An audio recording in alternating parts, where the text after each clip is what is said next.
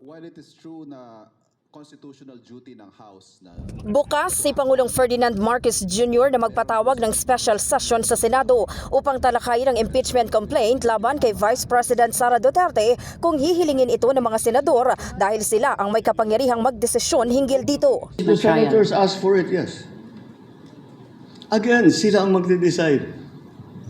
Hindi kami ang nagde-decide dito. If the Senate President calls me up on the telephone, the senators, kinausap ko yung mga senador kung pwede ba mag-special session, sure.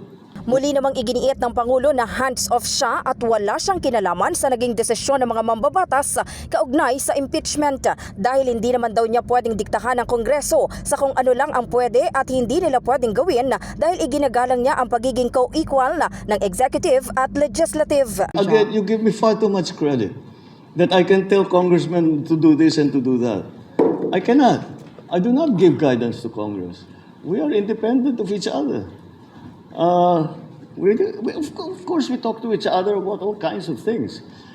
But hindi ko kaya sasabihin, gawin mo ito, gawin mo yan, gawin. Hindi ko kayang gawin yun. And so I don't even attempt to do that. So let's be very clear there. Sure, when I'm talking to them, they ask my opinion. I give them my opinion. But it's up to them to take it or not. Hindi rin daw niya itinuturing na pagkontra o defiance ang aksyon ng mga kongresista sa pagproseso sa impeachment laban sa Vice Presidente, lalo na't hindi naman siya kaalyado ng mga naghain ng reklamo. Tinutugunan lang daw ng mga mambabatas ang kanilang mandato sa ilalim ng saligang batas. Ito rin daw ang naging payo niya sa kanyang anak na si Representative Sandro Marcos na nanguna sa paglagda sa impeachment complaint.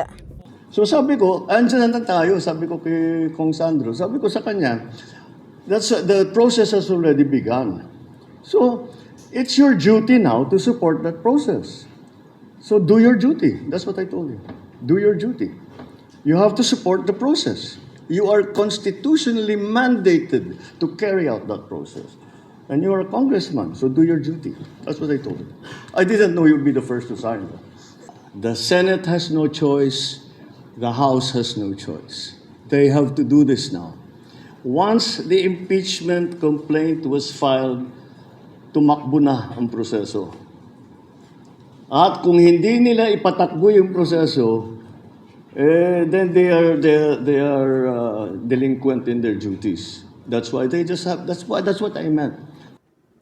Sa kabila naman ng ingay na dulot ng impeachment process laban sa pangalawang Pangulo, naniniwala si Pangulong Marcos na hindi ito makakaapekto sa ekonomiya ng bansa.